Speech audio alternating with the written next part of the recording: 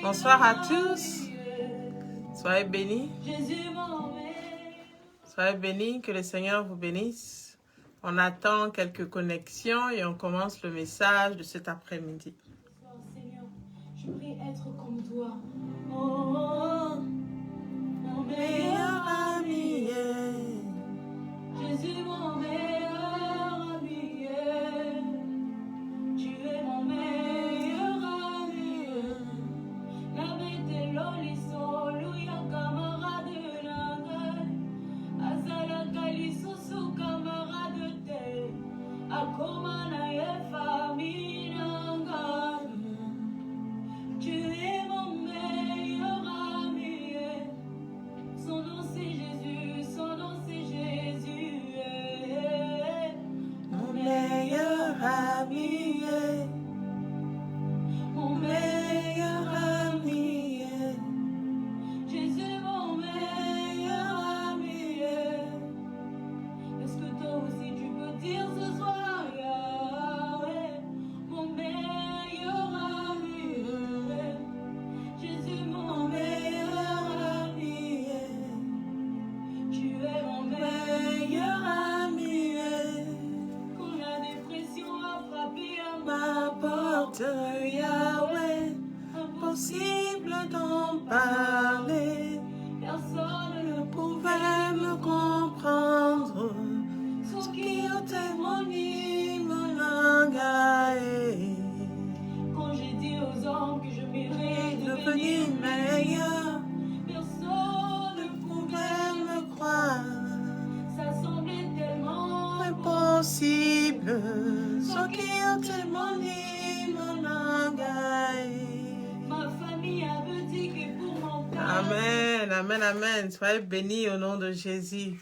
Je suis la servante de Dieu, le pasteur Amandine Dapriao du ministère Jésus le Vie et nous sommes basés ici à Londres. Le message de cet après-midi est intitulé Le lieu secret. S'il y avait un titre à donner, en tout cas, c'était le lieu secret. Nous allons prier et demander au Seigneur de nous aider donc pour ce message. Seigneur, nous prions que tu nous assistes, Éternel des armées, que tu viennes transformer nos vies au travers de ce message, que ta vérité, Seigneur Dieu, vraiment soit imprégnée en nous ce soir dans le nom puissant de Jésus de Nazareth.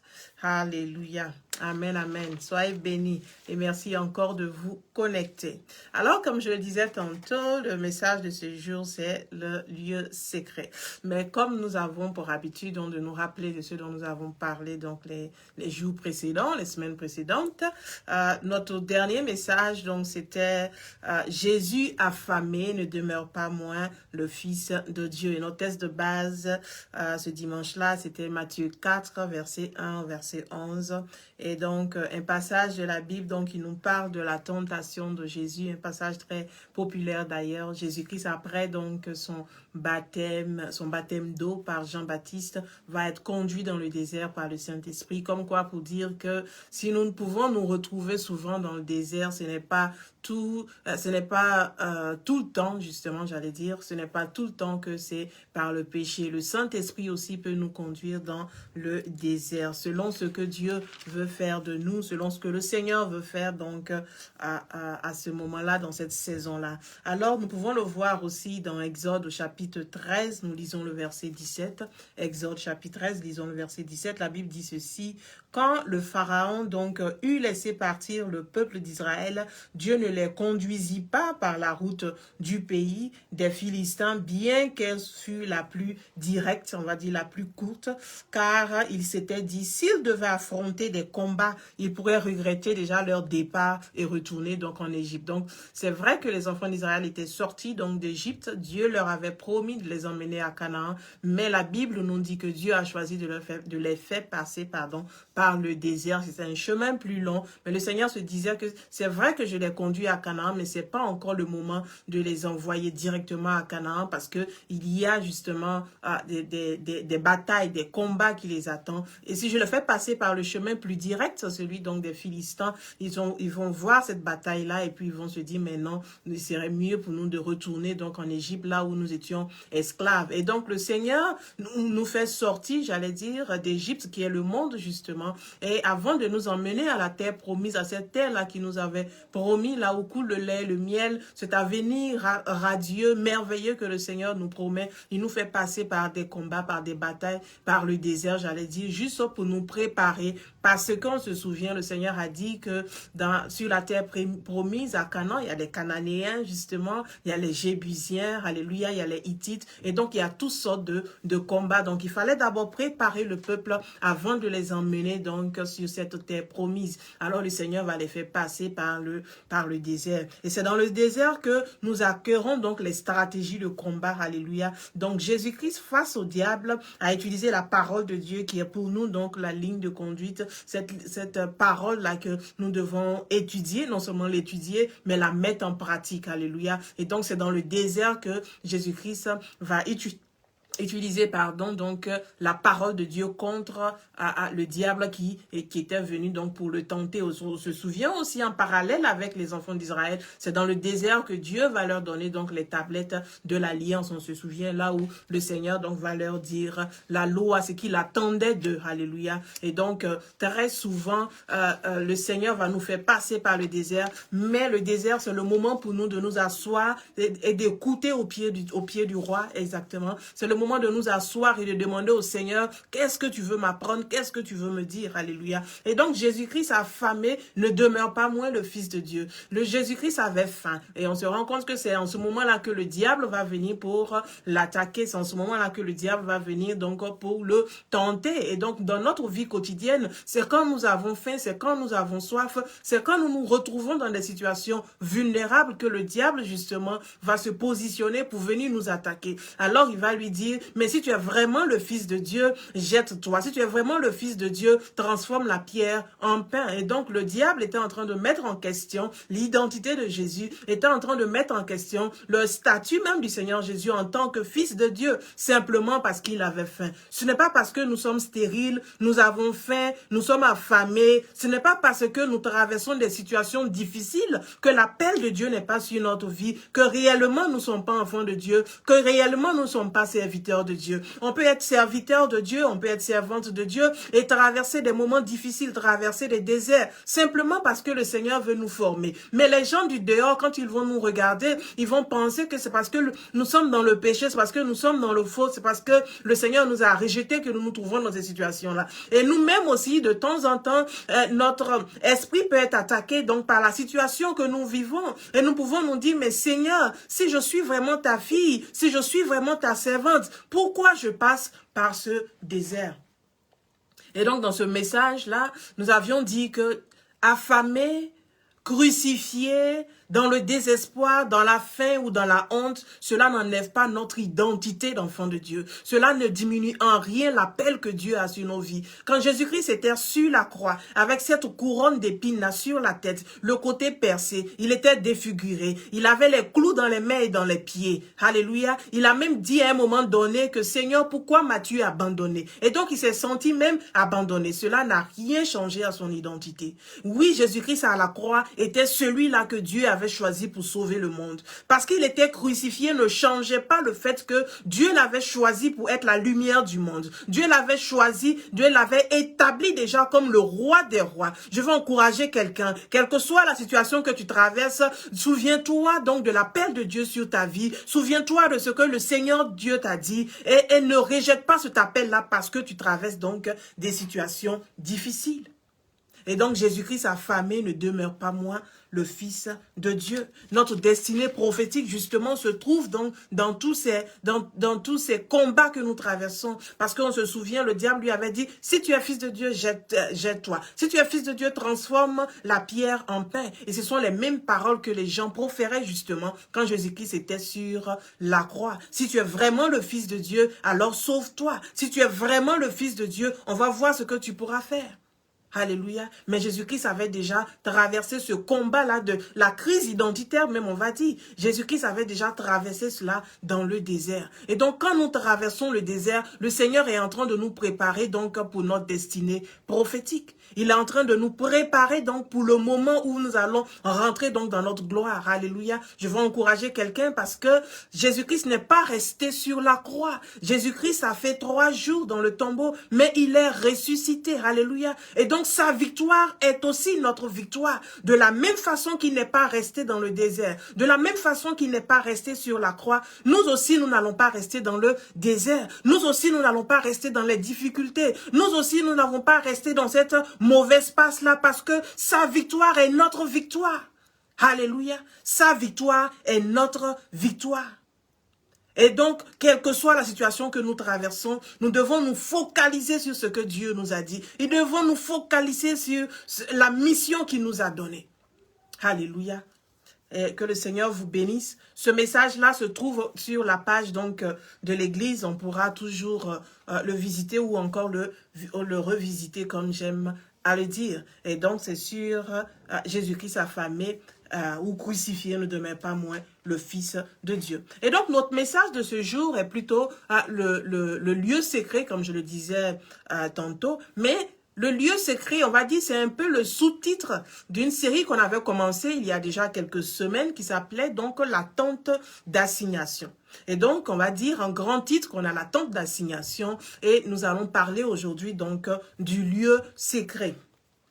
On va alors donner donc en quelques minutes, je vais essayer en tout cas de donner donc les points clés, alléluia, les points clés donc de ces différents messages sur la tente d'assignation. On en avait parlé dans la tente d'assignation 1, 2 et 3 et donc il y a déjà eu 3 messages sur la tente d'assignation. On pourra toujours les visiter pour être à jour sur le site de l'église. Mais aujourd'hui, on va de JWL Ministry sur la page Facebook justement, toutes ces vidéos là sont encore disponibles. Mais nous allons nous atteler donc à donner donc quelques points, alléluia, quelques points sur les points clés, j'allais dire, sur ce dont nous avons déjà parlé avec la tente d'assignation.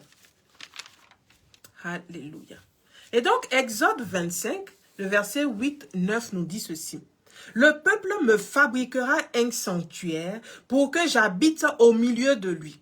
Je te montrerai le modèle du tabernacle ou encore du temple ou encore de la tente d'assignation dont nous parlons. Et donc là, Dieu est en train de parler donc à Moïse. Il lui dit au verset 9, « Je te montrerai le modèle du tabernacle et de tous les ustensiles qu'il contiendra et vous exécuterez tout exactement donc selon le modèle. » Alléluia. Gloire à Jésus. Alléluia. Alléluia. Ainsi, le désir de l'Éternel, c'était d'habiter donc au milieu de son peuple et donc d'habiter donc dans ce sanctuaire-là, ou le tabernacle. Et donc, quand je vais parler de sanctuaire, de tabernacle, de tente d'assignation, je suis en train de parler donc de la même chose, ou même de temple, je parle toujours de la même chose.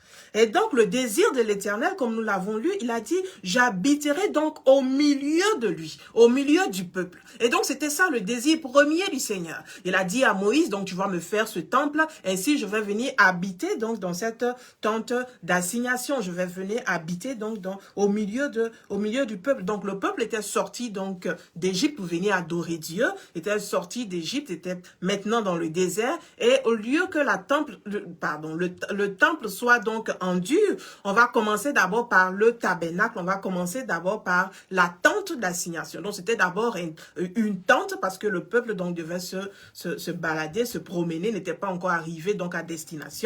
Et donc, on avait donc ce tabernacle-là ou encore la tente. Et donc, c'était la tente de la rencontre. Donc, Moïse avait pour mission de construire donc ce sanctuaire selon le modèle que Dieu lui a donné, le modèle que Dieu, justement, lui avait montré.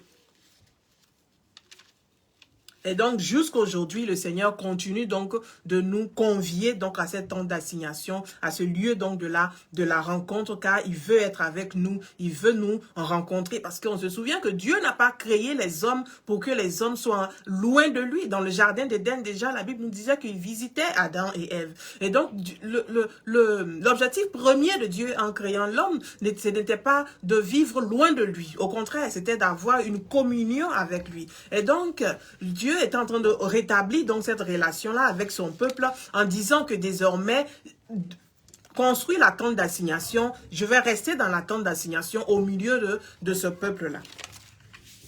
Et donc, Exode 33, le verset 7 nous dit ceci, que Moïse prit la tente et la dressa à l'extérieur du camp, à une bonne distance. Il appela tente de la rencontre. Celui qui voulait consulter l'Éternel devait sortir donc du camp pour se rendre à la tente de la rencontre. Alléluia. Et donc, nous sommes dans Exode 33, le verset 7.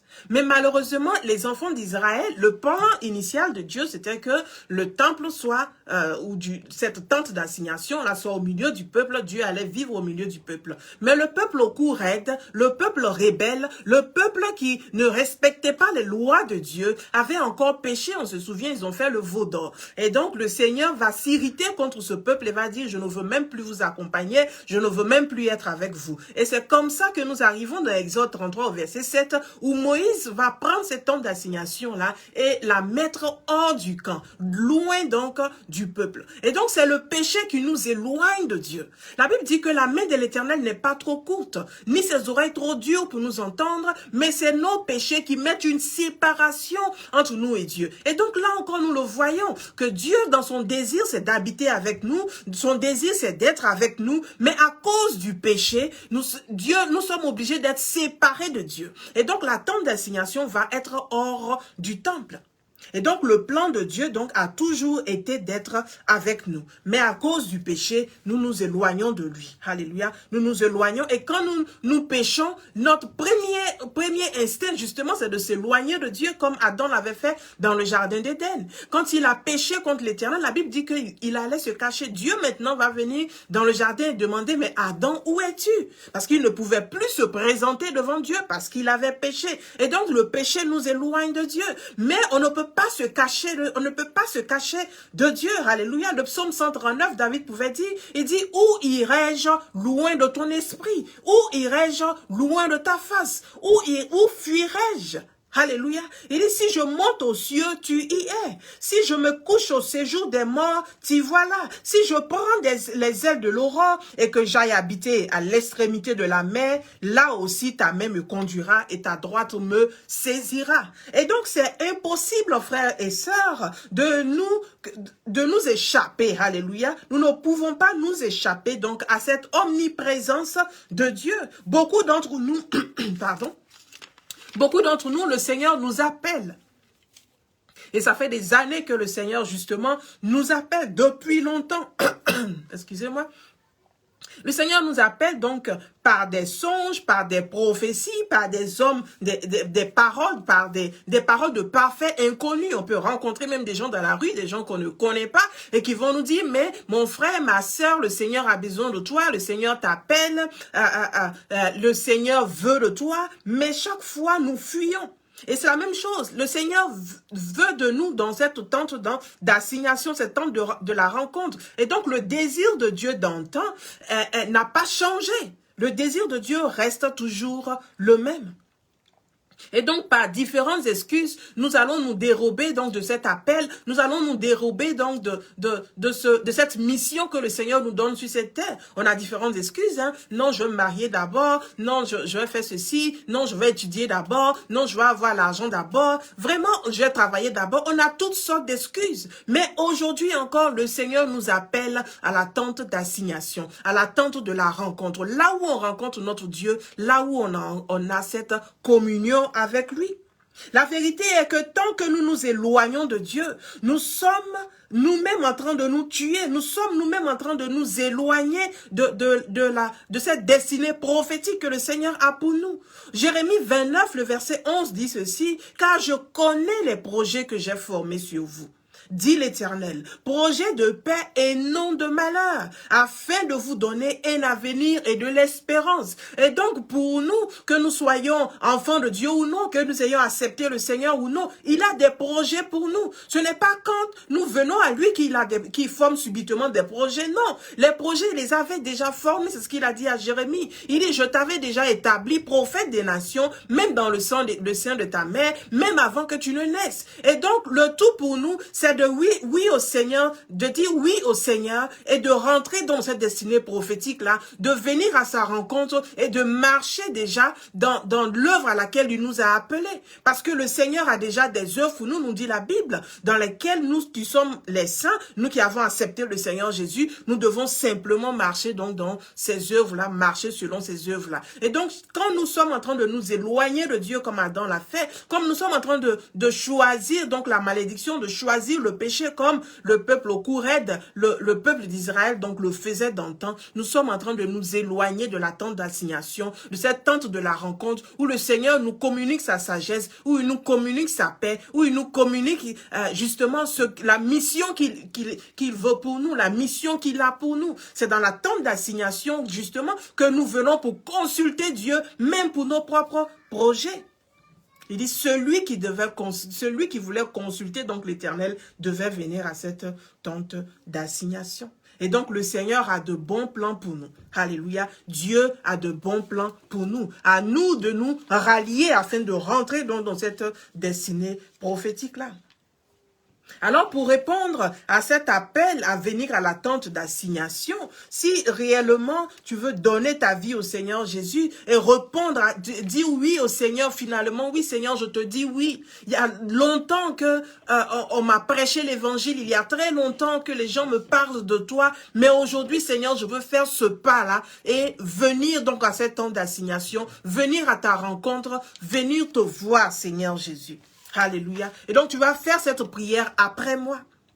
Alléluia. Pour prendre la décision de dire oui, je réponds donc à l'appel de Dieu, de venir à la tente d'assignation, à la tente de l'assignation, à la tente de la rencontre. Là où on rencontre Dieu, là où on consulte Dieu, là où Dieu nous dit exactement pourquoi il nous a emmenés sur la terre. Car frères et sœurs, chacun de nous a sa mission sur cette terre-là. Mais tant que nous n'avons pas rencontré le chef chantier, tant que nous n'avons pas rencontré le roi de gloire, le Seigneur Jésus, celui-là même qui a créé toutes choses, qui a une mission pour nous, si nous ne l'avons pas rencontré, comment est-ce qu'il peut nous donner la feuille de route? Comment est-ce qu'il peut nous donner donc les plans qu'il a pour nous sur cette terre-là?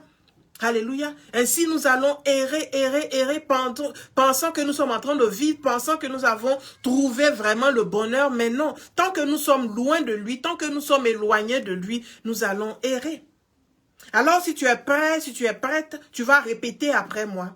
Éternel Dieu, je te demande pardon. Pardon d'avoir vécu ma vie jusque-là loin de toi. Loin de tes préceptes, loin de tes lois. Je reconnais que le Seigneur Jésus-Christ, ton Fils, est mort à la croix et qu'il est ressuscité afin que j'aie la vie. En ce jour, je dis oui à la vie de sainteté et d'accomplissement que tu as pour moi. Fais de moi ton enfant et que je ne sois plus jamais la même ou plus jamais le même. Amen. Merci au nom de Jésus. Amen. Et donc, si tu as fait cette prière-là, je veux te souhaiter donc la bienvenue donc dans la famille de Dieu. La Bible dit que pour un pécheur donc qui se répand, il y a de la joie dans le ciel. Et donc, il y a une grande joie dans le ciel parce que un enfant de Dieu est retourné à la maison. Un enfant de Dieu est venu à lui. Je veux prier à mon tour vraiment que la lumière de Dieu parvienne à toi maintenant, que la grâce de Dieu parvienne à toi maintenant. Comme Jésus-Christ pouvait dire de cet anon, il a envoyé les disciples, il dit, prenez l'annon. Et si quelqu'un vous demande, dites que le Seigneur en a besoin. Je prie au nom puissant de Jésus-Christ de Nazareth, que tout ce qui te retenait captif, que tout ce qui te retenait captive, te libère maintenant dans le nom puissant de Jésus de Nazareth, car le Seigneur a besoin de toi, car le Seigneur a besoin de tes mains, le Seigneur a besoin de ta bouche, le Seigneur a besoin de tes pieds pour annoncer l'évangile.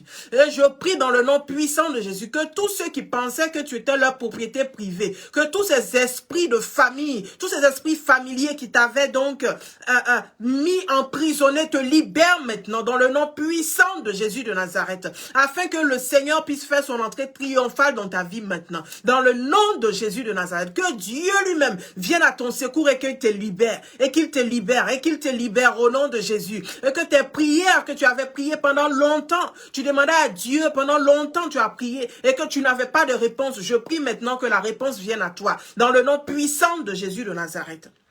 Que tout ce qui te retenait te libère maintenant par la puissance de Dieu. Alléluia. Que la lumière de Christ parvienne à toi maintenant au nom puissant de Jésus-Christ de Nazareth. Alléluia. Je prie que le Seigneur vraiment te conduise vers une église de réveil, une église où la vérité de Christ est prêchée dans le nom de Jésus. Mais sinon, nous sommes disponibles donc sur la page de l'église Jésus, l'eau de vie, et nous nous ferons donc le plaisir et l'honneur justement de vous accompagner donc dans cette marche avec le Seigneur. Et donc, revenons donc à notre message, le lieu secret.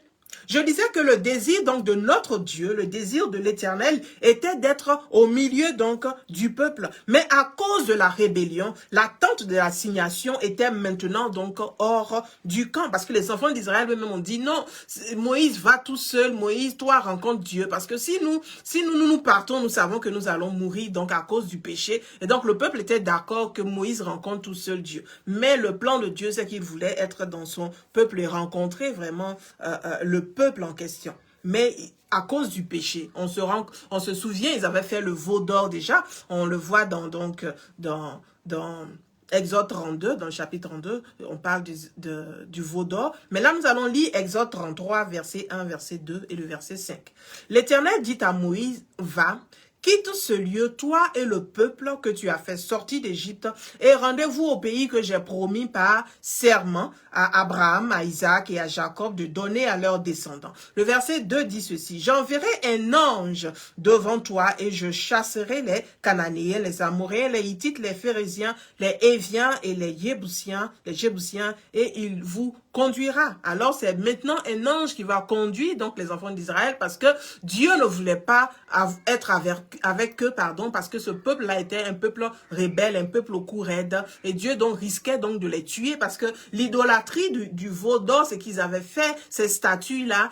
La Bible nous dit que si quelqu'un faisait une idole pour adorer, cela valait donc la mort. Le salaire de ce péché-là, c'était donc la mort. Et Dieu disait qu'il fallait donc qu'un ange l'accompagne, ce peuple-là, que lui ne pouvait pas partir. Le verset 5 nous dit ceci, vous êtes un peuple rebelle, si je marchais au milieu de vous, ne fût qu'un seul instant, je vous exterminerai. Je vous exterminerai. Et donc, Dieu ne peut pas vivre dans le péché, ne peut pas vivre dans un endroit là où il y a le péché. Alléluia. Et donc Moïse va retourner encore et plaider avec l'Éternel. Moïse va dire, non Seigneur, si tu ne vas pas avec nous, ne nous envoie pas. Beaucoup d'entre nous, nous voulons rentrer dans des bénédictions, nous voulons rentrer dans des choses que le Seigneur lui-même nous avait promis. Alléluia, nous avait promises. Parce qu'on se souvient que Canaan, c'est l'Éternel qui a promis Canaan au peuple d'Israël. Mais Dieu dit, je ne vais pas avec vous, vous allez avec un ange. Mais Moïse dit non. Non, Canaan c'est la promesse, Canaan c'est la terre promise, Canaan c'est ce pourquoi nous sommes sortis d'Égypte. Mais sans toi, Seigneur, je ne rentrerai pas donc à Canaan. Alléluia. Et c'est cette attitude-là que nous devons avoir. C'est vrai que le mariage, le Seigneur nous l'a promis. C'est vrai que le travail, le Seigneur nous l'a promis. Le ministère, il nous l'a promis. Il nous a promis plein de choses. Mais sans Dieu, sans lui, nous devons refuser donc de rentrer dans ces promesses-là. Nous devons refuser de rentrer dans ces promesses-là si l'Éternel, Dieu lui-même ne nous accompagne pas. Si lui-même ne nous y emmène pas, nous ne devons pas rentrer dans ces promesses-là. Alléluia. Sinon, nous tombons donc dans la volonté permissive de Dieu qui n'est pas la volonté parfaite et dans tous les cas, nous aurons donc des conséquences. Alléluia. Et donc, Moïse va plaider avec Dieu et dit non, si ce n'est pas toi, ne nous envoie pas. Parce que tu es en train de parler d'ange, mais nous voulons te voir, nous voulons que tu nous accompagnes dans cette terre promise-là. Et donc, finalement, Dieu donc va accepter d'accompagner le peuple et il y a le renouvellement de l'alliance parce qu'on se souvient que quand Moïse descendait donc de la montagne, donc quand il a vu que le veau d'or, il avait cassé les tablettes que le Seigneur avait données. Et donc, on avait dit que chaque fois que nous péchons, nous sommes en train de briser l'alliance avec Dieu. Alléluia. Nous, en tant qu'enfants de Dieu, nous qui avons accepté le Seigneur Jésus comme Seigneur et Sauveur. Et donc, Dieu fait de nous son peuple. Alléluia. Il fait de nous son peuple et il est désormais notre Dieu. C'est ce qui s'est passé au mont Sinaï, justement. Le peuple est venu et le peuple a fait alliance avec Dieu. Et donc, les tablettes représentaient donc les clauses de cette alliance. Mais parce que le peuple a péché, Moïse, dans sa colère, va briser donc les tablettes de l'alliance. Et c'est ce qui se passe dans nos vies. Nous sommes, chaque fois que nous péchons, nous sommes en train de briser l'alliance que nous avons avec notre Dieu. Parce que cette alliance-là est basée sur la sainteté. Cette alliance-là est basée, alléluia, sur ce que... est basée sur la sainteté et les préceptes de l'Éternel. Donc les tablettes là, c'est ce que le peuple devait faire. Alléluia. C'est les lois de l'Éternel que le peuple devait suivre. Mais parce que le peuple était dans le péché, les tablettes là étaient brisées. Comme quoi, en péchant, nous aussi, nous sommes en train de briser l'alliance avec notre Dieu. Mais quand nous brisons l'alliance avec Dieu, qu'est-ce que nous sommes en train de faire? Nous sommes en train de créer des fentes autour de nous, autour de cette aide de protection qui est autour de nous en tant qu'enfants de Dieu. On se souvient donc de la conversation entre Dieu et le diable au sujet de Job. Le diable va dire à Dieu que c'est parce qu'il y a une haie autour de Job que je n'arrive pas à rentrer. Et donc Dieu va lui dire, bon d'accord, je te donne l'autorisation, rentre, mais ne touche pas à son âme.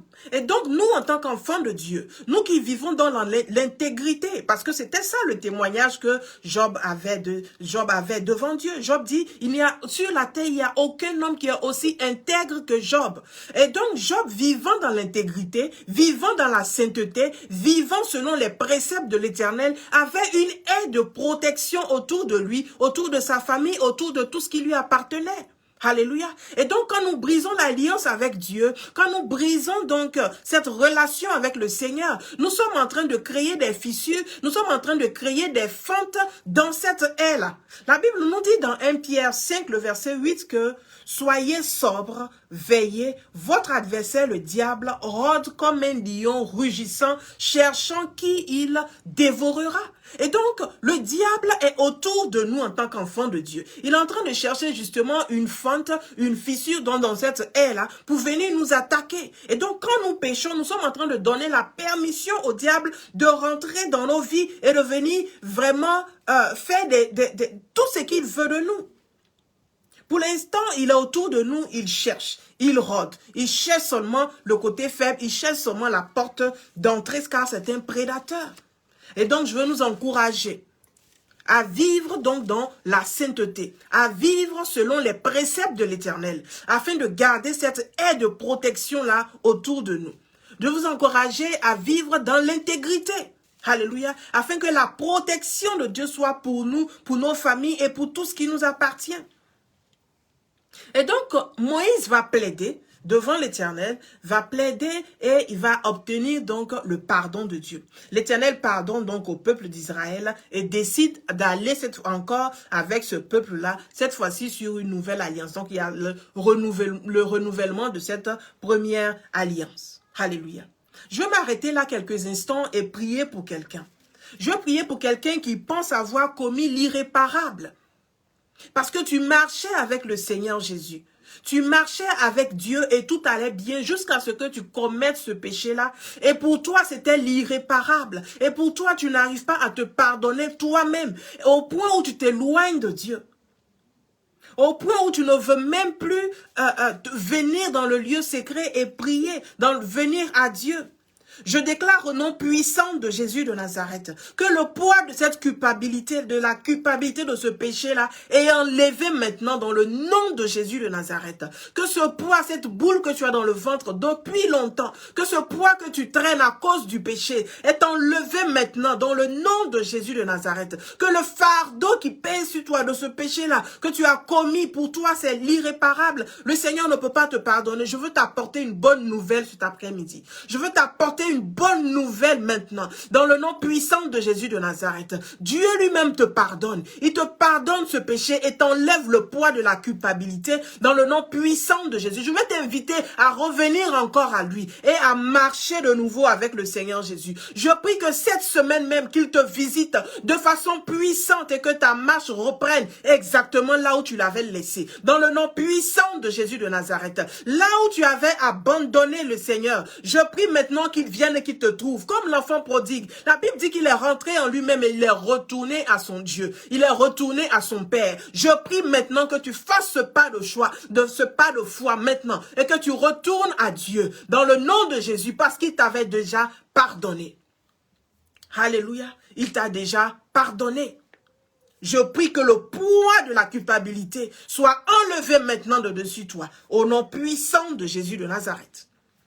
Alléluia. Le Seigneur t'attend, il est au seuil de la porte, il t'attend. La Bible nous dit qu'il se tient à la porte et il frappe. Celui qui ouvre, il entre.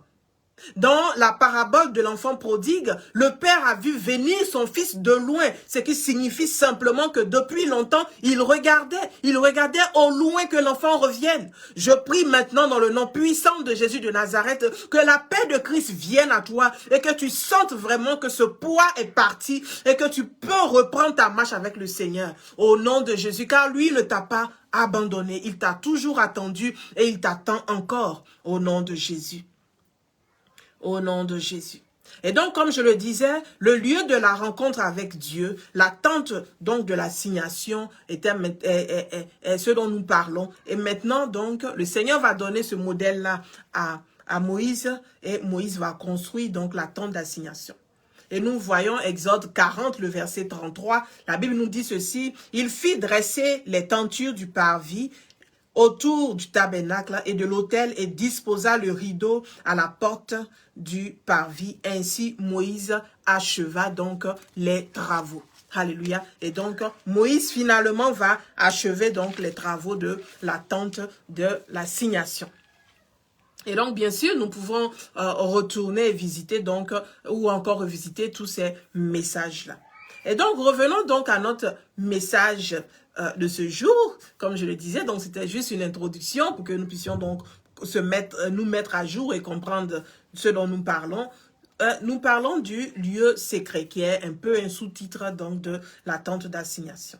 Et donc la tente d'assignation ou encore le temple avait 3 parties selon le modèle que donc Dieu avait donné donc à Moïse. Il y avait 3 parties. Il y avait donc le parvis, le lieu saint. Le lieu saint, il y avait le parvis et puis il y avait maintenant le temple en lui-même ou encore la tente qui était divisé en 2 parties, en 2 compartiments, donc par un voile. Et donc derrière le voile se trouvait donc le coffre ou encore l'arche de l'alliance, là où il y avait les tablettes qui étaient dans le coffre, les chérubins au-dessus, le propitiatoire, alléluia. Et donc ça c'était dans le lieu secret et nous avons maintenant le lieu saint et puis le parvis. Alors, le parvis était visible donc de l'extérieur. Et donc, le parvis était visible de l'extérieur. Il y avait beaucoup donc d'activités, les animaux, les sacrifices, tout ce que vous voulez. C'était donc dans ce parvis-là. 2 Chroniques 4, le verset 9, la première partie nous dit, il fit, parlant donc de Salomon, quand il va construire le temple, va faire 2 parties donc dans le parvis, une partie où les prêtres étaient et une partie où c'était le peuple, donc il y avait la grande cour. Donc vraiment c'était l'endroit de beaucoup d'activités, c'était sûrement pas un endroit secret parce qu'il était visible de tous, tout le monde pouvait le visiter justement, tout le monde pouvait y aller, même s'il y avait une autre partie où les prêtres seulement pouvaient partir. Et donc, c'était ça, le parvis. Et le temple en lui-même, donc, comme je le disais, qui avait donc les 2 compartiments, le lieu saint, où les sacrificateurs venaient faire le service. Et donc, ce lieu saint-là, lui, il était séparé donc du lieu très saint, donc par le voile. Alléluia, par le voile. Et donc, Exode 40, le verset 3 nous dit ceci. Tu y déposeras donc le coffre, parlant donc de la tente d'assignation ou parlant même du temple. Le Seigneur donne cette instruction-là à Moïse, à Exode 40, verset 3. Il dit, tu y déposeras le coffre. Alléluia, le coffre de l'acte de l'alliance et tu l'abriteras des regards au moyen donc du voile. au moyen donc du voile. Et donc c'est là que se trouvait donc le lieu secret. Le lieu secret, ce n'était pas les parvis, ce n'était pas le dehors, là où tout le monde pouvait rentrer, c'était même pas encore le lieu saint, là où étaient les sacrificateurs, mais Dieu donne cette instruction-là, que c'est derrière le voile, alléluia, c'est derrière le voile, à l'abri des regards, à l'abri de tout ce qui se passe au dehors, à l'abri donc de toutes ces activités-là, c'est là que tu devais déposer, donc que Moïse devait déposer donc le coffre de l'alliance, et dans ce coffre-là se trouvait donc les tablettes, comme je le disais. Et donc, c'est à l'abri de tous ces regards que Dieu avait dit à Moïse de déposer le coffre. Là où sa présence descendait, c'était donc dans ce lieu secret-là. Le lieu où tout le monde n'a pas accès, alléluia, parce que le parvis, c'est pour le peuple, les grands prêtres, le lieu saint, tous les sacrificateurs, mais dans le lieu très saint, seulement le souverain sacrificateur, justement, pouvait accéder. L'endroit où la présence de Dieu donc descendait était un endroit caché et c'est pas n'importe qui pouvait y entrer, c'était seulement le souverain sacrificateur. Ainsi, tout le monde avait accès au parvis, comme je disais, et les sacrificateurs avaient eu accès au lieu saint, et seul le souverain sacrificateur pouvait entrer dans le lieu très saint. Nous voyons cela dans Lévitique 16, le verset 2. Qu'est-ce que nous dit la Bible? Lévitique 16, le verset 2. L'Éternel dit à Moïse, parle à ton frère Aaron, afin qu'il n'entre pas en tout temps dans le sanctuaire, au-dedans du voile, devant le propitiatoire qui est sur l'arche, de peur qu'il ne meure.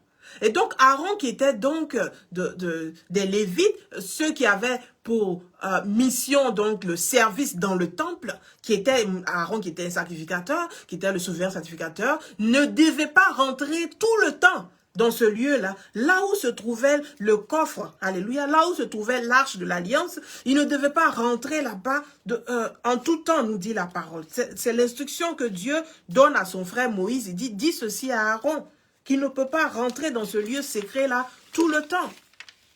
Il dit, de peur qu'il ne meure.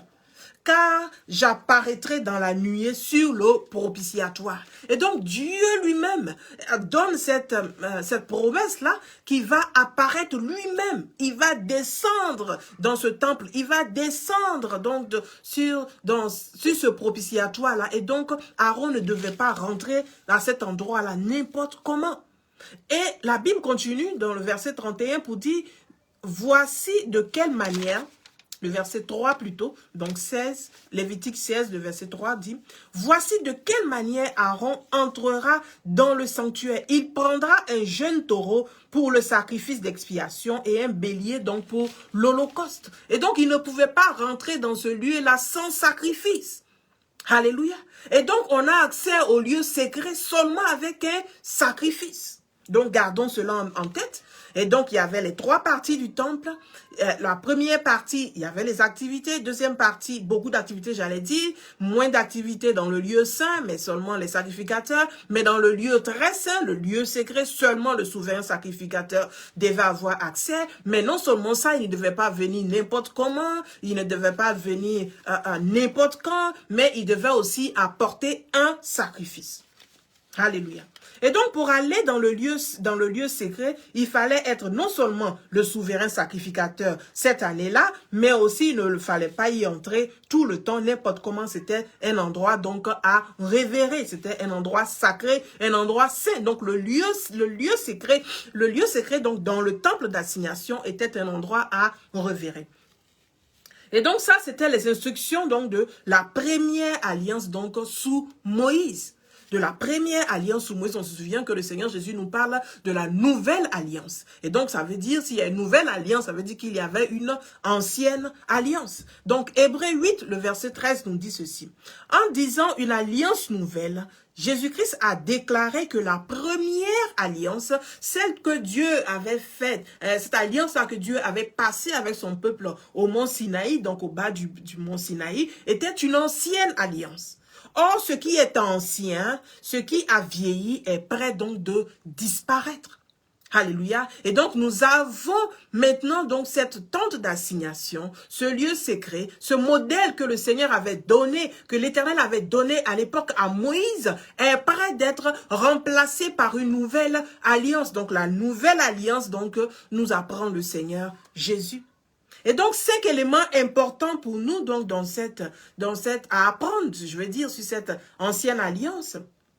5 éléments importants. Il y a d'abord la tente d'assignation, c'est-à-dire le complet, le tout, la tente d'assignation donc dans son ensemble. Il y a aussi le lieu secret ou encore le lieu très saint. Le souverain sacrificateur, donc celui-là qui avait accès au lieu secret, qui avait accès au lieu très saint, et le sacrifice à apporter, en plus, ensuite les tablettes. Donc, ce sont les 5 éléments là qui sont pour nous, les éléments que nous allons étudier donc, dans les semaines à venir, les éléments qui sont pour nous, les éléments qui sont importants donc, dans cette ancienne alliance avec Moïse. Donc, la tente d'assignation dans son ensemble, le lieu secret ou le lieu très saint, le souverain sacrificateur, celui-là qui avait donc accès à ce lieu-là, le sacrifice et puis les tablettes donc, qui se trouvaient donc dans ce coffre. Aujourd'hui, nous allons continuer et parler de la tente d'assignation donc dans son ensemble. Aujourd'hui, que représente donc cette tente d'assignation? Parce que nous disons que cette alliance, c'est l'ancienne alliance. Sous Moïse, c'est l'ancienne alliance. Mais aujourd'hui, que représente cette tente d'assignation? Et donc, voyons un peu la rencontre de Jésus-Christ et de la Samaritaine au puits de Jacob. Un jour, Jésus, en route pour la Galilée, il avait quitté Judée, il partait en Galilée, il devait donc passer par la Samarie. Et donc, fatigué du voyage, il va s'asseoir donc au bord d'un puits qui se trouve être le puits de Jacob. Le puits où la Samaritaine donc venait pour prendre de l'eau. Et va faire cette rencontre-là avec le Seigneur Jésus-Christ. Et donc, après un moment de discussion avec Jésus, la Samaritaine va poser une question importante au Seigneur quand elle s'est rendue compte que, attention, ce n'est pas un homme comme les autres. Jean 4, le verset 19 nous dit ceci. « Maître, répondit la femme, je le vois, tu es un prophète. » Et donc, c'est l'instant où elle a le discernement, elle se rend compte que, attention, ce n'est pas un homme comme les autres, ce n'est pas un simple homme, c'est mon moment pour moi de poser ma question. Elle va poser donc la question suivante. Et là, nous sommes dans Jean 4, le verset 20. Elle dit, dis-moi, dis-moi, qui a raison? Nos ancêtres ont adoré Dieu. Donc, elle parle donc de ses ancêtres, les Samaritains. Ils ont adoré Dieu sur cette montagne-ci. Vous autres, parlant donc des Juifs, vous affirmez que l'endroit où l'on doit adorer, c'est à Jérusalem. Donc, parlant donc du temple, parce que c'est au temple justement que les enfants d'Israël adoraient. Mais les Samaritains, eux, adoraient donc sur une montagne. Mais ce qu'il faut comprendre, c'est que les Juifs ne considéraient pas les Samaritains comme étant des vrais Juifs. Pourquoi? Parce qu'au temps de la déportation, le roi d'Assyrie va prendre le peuple juif qui était donc en Samarie, il va les déporter et il va les remplacer par un autre peuple. Alléluia, il va les remplacer donc par un autre peuple. Et nous voyons cela dans 2 Rois, le verset 17, 2 Rois, le chapitre 17, lisons le verset 24. Le roi d'Assyrie fit venir des gens de Babylone, de Cuta, d'Ava, de Hamath et de Sepharvaïm, et les établit dans les villes de Samarie à la place des enfants d'Israël. Ils prirent possession de Samarie et ils habitèrent donc dans ces villes.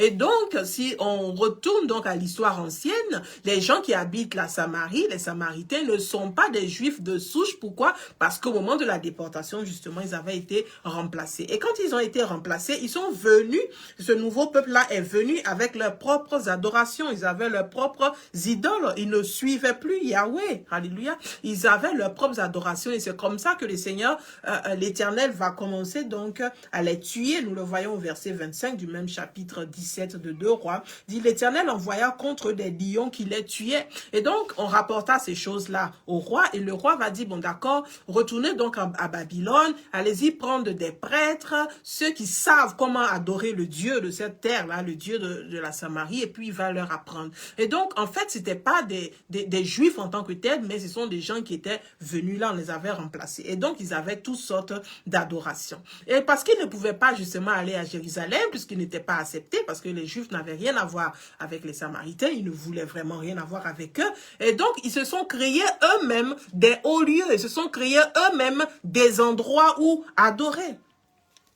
Ils se sont créés eux-mêmes des endroits où adorer. Ainsi, la Samaritaine était en train de demander au Seigneur Jésus, était en train de demander à Jésus, voici ce que j'ai appris jusque-là. Jusque-là, ma famille m'a dit, mon père m'a dit, ma mère m'a dit, mes ancêtres m'ont enseigné que je devais adorer sur cette montagne. Mais vous les Juifs, c'est une autre information que je reçois de vous. Vous pensez plutôt que nous devons adorer à Jérusalem. Alléluia. Nous devons plutôt adorer à Jérusalem. Elle était en train de dire au Seigneur Jésus, moi j'ai ma façon déjà de faire mon culte. J'ai ma façon déjà de faire mon culte à Dieu, mon service à Dieu. C'est comme ça que mes parents m'ont appris. Ça a été une tradition depuis tout le temps. C'est comme ça que nous adorons. Alléluia.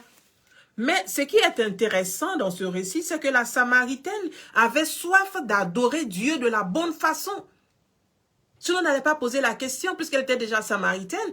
On lui avait déjà appris la façon de faire, donc elle n'avait pas besoin de poser des questions, mais elle avait une préoccupation. C'est pour cela, justement, que le Seigneur Jésus va lui dire, va se présenter à elle comme étant le Messie. Il n'y a pas fait à beaucoup de personnes, non. Mais il s'est présenté à la Samaritaine là comme étant le Messie. Parce qu'il a vu sa soif. Il a vu qu'elle avait soif de la vérité. Il y a beaucoup d'entre nous, nous connaissons la vérité, mais à cause des traditions de nos familles. Ah non, ça fait 20 ans, ça fait 30 ans que nous fréquentons cette église. C'est de cette façon que nous faisons. C'est la tradition, c'est ce que j'ai appris de mes parents et eux-mêmes ont appris de leurs parents. C'est ce que nous faisons. Mais même quand nous apprenons la vérité, quand nous nous rendons compte que ce que nous faisons n'est pas de Dieu, nous continuons quand même dedans parce que c'est la tradition, parce que c'est l'enseignement que nous avons reçu, parce que c'est l'éducation que nous avons reçue. Mais si nous réellement nous cherchons Dieu, si réellement nous cherchons la vraie adoration de Dieu, nous allons poser les bonnes questions et quand nous aurons les bonnes réponses, nous allons suivre. La Samaritaine va retourner au village pour aller leur dire, j'ai rencontré le Messie, j'ai rencontré un homme qui m'a tout dit. Tout le village va sortir. C'est l'une des plus grandes évangélistes de la Bible. Elle va évangéliser tout le village et la Bible nous dit que tout le monde est sorti sur ce qu'elle avait dit à cause des paroles qu'elle avait prononcées. Le village déjà savait où il fallait adorer.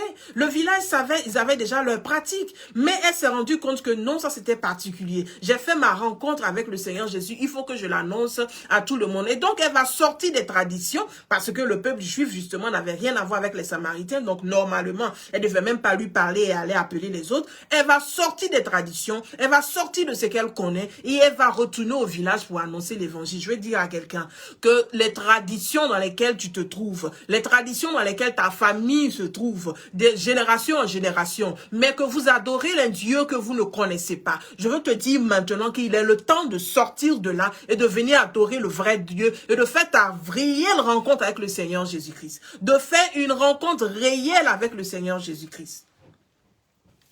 Alléluia. Elle voulait savoir la vérité. Elle voulait savoir la vérité.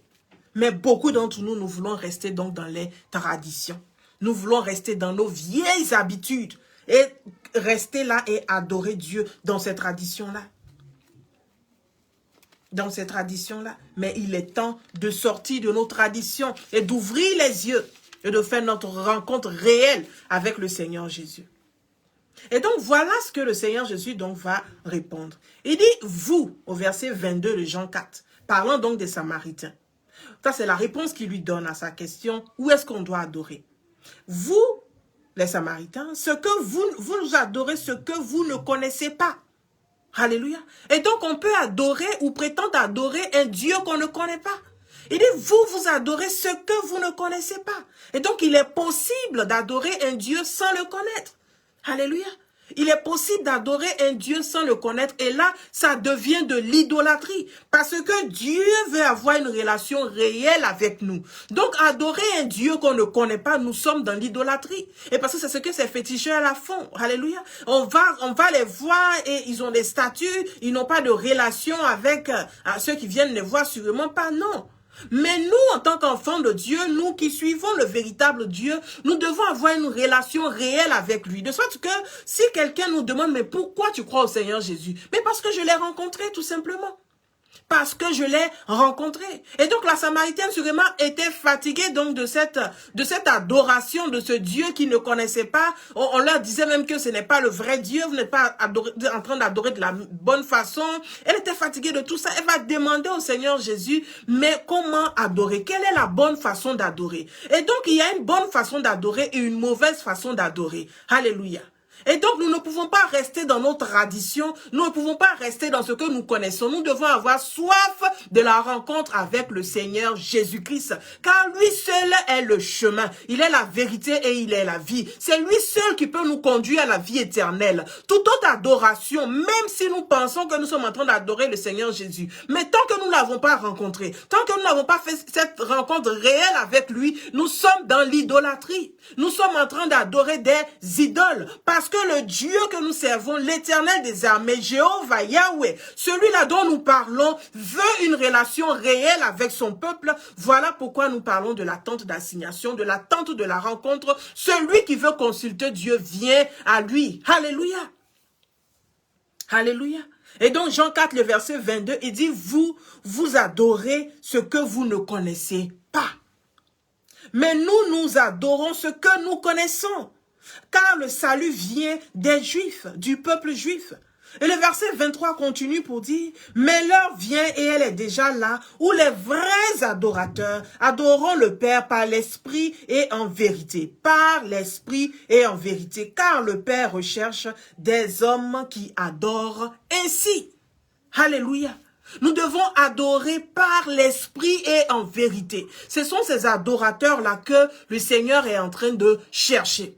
Mais la question donc demeure, si le Seigneur est en train de chercher des adorateurs qui adorent en esprit et en vérité, notre question initiale demeure, c'est où est donc ce temple d'assignation? Où est donc ce temple? Où est donc cette tente d'assignation? Où est donc ce lieu de rencontre? C'est ce que la Samaritaine était en train de poser comme question. Et c'est la même question que nous avons. Où est ce temple d'assignation? Parce qu'à l'époque de Moïse, on pouvait voir le temple, y aller et adorer Dieu. Mais maintenant que le temple n'existe plus, où aller? Et le Seigneur est en train de nous donner la voie. Il dit par l'esprit et en vérité. Alors le temple de Jérusalem n'est plus d'actualité. Jésus-Christ est en train de lui dire, la montagne, le temple, laisse tomber toutes ces choses. Ce n'est plus d'actualité. Il y a une heure qui arrive et cette heure-là même, elle est déjà là, je veux te le dire. Alléluia. Donc, ce que Jésus était en train de dire à la Samaritaine, il dit non, ne t'inquiète pas à ce sujet, au sujet du lieu de l'adoration. Maintenant, c'est par l'esprit et en vérité qu'il faut adorer. Alors que tout au long donc, de notre message, nous avons parlé de la tente d'assignation. C'est d'ailleurs le grand titre de ce message, la tente d'assignation, la tente de la rencontre, le lieu où on rencontre Dieu, le lieu où Dieu rencontre son peuple, le lieu où on va consulter Dieu. Mais notre texte de base aujourd'hui, c'est 1 Corinthiens 6, le verset 19. 1 Corinthiens 6, le verset 19, et la Bible nous dit ceci.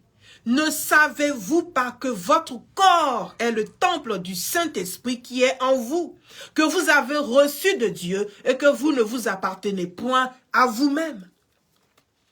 Alléluia. Et que vous ne vous appartenez point à vous-même. Donc, je suis venu cet après-midi, ce soir, selon le temps où tu regardes cette vidéo, t'annoncer la bonne nouvelle. Nous n'avons plus besoin d'aller sur la montagne. Nous n'avons plus besoin d'aller à Jérusalem. Non. Notre corps est maintenant la tente d'assignation. Notre corps est maintenant le tabernacle, le sanctuaire, est maintenant le temple de Dieu. Nous dit 1 Corinthiens 6 au verset 19, il dit, ne savez-vous pas que votre corps est le temple du Saint-Esprit? Notre corps est le temple de Dieu. La tente d'assignation, le lieu de la rencontre, c'est maintenant nous-mêmes. Alléluia. Dieu veut venir à nous, habiter en nous. Dieu veut venir habiter en nous. Et ça a toujours été son désir, et ce désir d'habiter en nous, au milieu de nous, ce désir n'a pas changé. Dieu veut habiter au milieu de son peuple. La tente d'assignation, le lieu de la rencontre, le temple de Dieu, c'est toi, le temple de Dieu, c'est moi, le temple de Dieu, c'est nous, son peuple.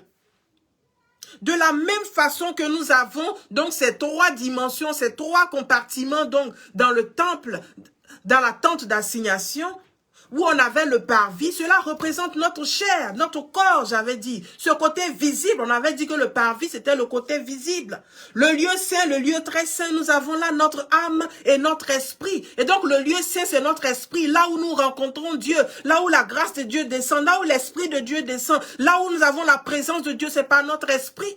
Alléluia. Et donc c'est par l'esprit en vérité donc que nous devons maintenant adorer Dieu. Notre corps étant le temple du Saint-Esprit, nous devons dépasser les choses de la chair. Nous devons dépasser les choses du lieu saint ou encore de notre âme et aller donc dans notre esprit, au plus profond de nous-mêmes, dans ce lieu secret-là, afin que Dieu descende. Et donc la tente d'assignation que nous avons étudiée les semaines passées, c'était pour nous faire comprendre qu'en fait, la tente d'assignation n'étant plus d'actualité, c'est nous-mêmes qui sommes cette tente d'assignation. C'est en nous que Dieu veut habiter. C'est au milieu de nous qu'il veut habiter. Alléluia. Ainsi, pour consulter Dieu, nous n'avons plus besoin de sortir pour aller ici et là. Non, Dieu étant en nous, nous pouvons le consulter. Seigneur, mais qu'est-ce que tu penses de ce projet? Mais Seigneur, mais qu'est-ce que tu penses de ceci? Mais Seigneur, que dois-je faire à ce niveau? Mais Seigneur, je suis malade. C'est dans ce temple-là. C'est dans ce temple-là que nous représentons. La tente d'assignation, c'est toi. La tente d'assignation, c'est moi. La tente d'assignation, c'est nous, le peuple de Dieu. Et l'adoration désormais donc se fait en nous. L'adoration de notre Dieu se fait désormais en nous. Tout ce que nous devons faire, cette adoration-là, c'est en nous. Alléluia. C'est en nous. Donc, l'adoration désormais se fait en nous, avec nous, par l'Esprit de Dieu. Et donc c'est l'Esprit de Dieu donc qui va nous guider désormais. Alléluia. C'est l'Esprit de Dieu là qui va nous guider désormais. Selon donc la vérité que nous enseigne la parole de Dieu. Jésus dit à ses disciples, parlant justement du Saint-Esprit, il dit quand le Consolateur sera venu, et là nous sommes dans Jean 16, le verset 13, quand le Consolateur sera venu, l'Esprit de vérité, il nous conduira dans toute la vérité, car il ne parlera pas de lui-même, mais il dira tout ce qu'il aura entendu et il vous annoncera donc les choses à venir.